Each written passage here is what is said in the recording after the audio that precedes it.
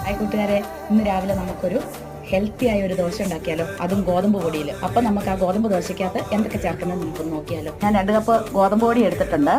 ഗോതമ്പ് പൊടിക്കകത്ത് ശകലം ഉപ്പിട്ടിട്ടുണ്ട്. നമുക്ക് ഇച്ചിരി തേങ്ങ ഇട്ട് കൊടുക്കാം. തേങ്ങ ഇട്ട് കഴിഞ്ഞിട്ട് നമുക്ക് എന്നാ ചെയ്യണം, നമുക്കിച്ചിരി മല്ലിച്ചപ്പ്, ഉള്ളി, സവോള, പച്ചമുളക്, ഇഞ്ചി, കറിവേപ്പില, ഇച്ചിരി ക്യാരറ്റ്, കുറേശ്ശെ വെള്ളം ഒഴിച്ചു കൊടുത്ത് ഇതിനെ മിക്സ് ചെയ്തെടുക്കാം. നമ്മുടെ മിക്സ് എല്ലാം ഇവിടെ റെഡിയായി. ഹെൽത്തി ദോശ ചൂടാൻ പോവുകയാണ്. വെജിറ്റബിൾ എല്ലാം അതിനകത്ത് മിക്സ് ചെയ്ത് ദോശയാക്കുന്നു. ദോശ ഉണങ്ങി വരുമ്പോഴത്തേനും നമുക്കൊരു ഇത്തിരി നെയ്യ് ഇങ്ങനെ ഇറ്റിച്ച് കൊടുക്കാം. ഈ ദോശനെ നമുക്കിങ്ങനെ തിരിച്ചിട്ട് കൊടുക്കാം. ഈ ദോശയ്ക്ക് പ്രത്യേകിച്ച് കറിയൊന്നും വേണ്ട. എല്ലാവരും ഇങ്ങനെ ഒന്ന് ട്രൈ ചെയ്ത് നോക്കണം കേട്ടോ. നമ്മുടെ ദോശ ഇവിടെ റെഡിയായി. അടുത്തതും നമ്മുടെ ദോശ ഇവിടെ റെഡിയായി. ദോശ ഞാൻ കഴിക്കട്ടെ. ഇതിനകത്ത് വെജിറ്റബിൾ ഉണ്ട്, ഇന്ന് കറിയുടെ ആവശ്യമില്ല കേട്ടോ.